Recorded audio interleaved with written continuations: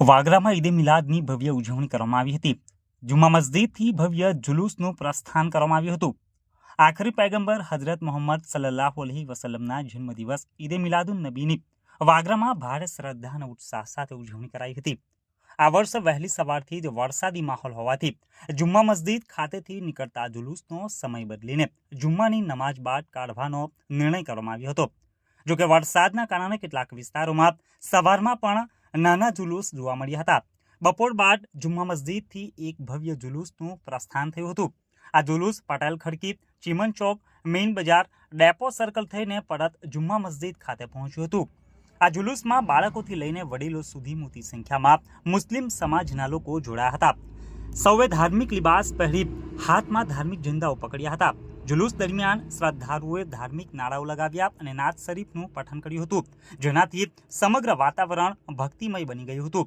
વરસાદી વિઘ્નો છતાં લોકોનો ઉત્સાહ જરાય ઓછો થયો ન હતો. ભરૂચ જિલ્લાભરમાં પણ ઈદે મિલાદની શાનદાર ઉજવણી કરવામાં આવી હતી. આ પ્રસંગે વાગરામાં ઠેર ઠેર સરબત, દૂધ, કોલ્ડ ડ્રિંક્સ, કેક અને ચોકલેટ સહિતની નિયાજનું પણ વિતરણ કરવામાં આવ્યું હતું. જુલુસ દરમિયાન કોઈ અનિચ્છનીય ઘટના ન બને તે માટે વાગરા પોલીસે ચાંપતો બંદોબસ્ત ગોઠવ્યો હતો.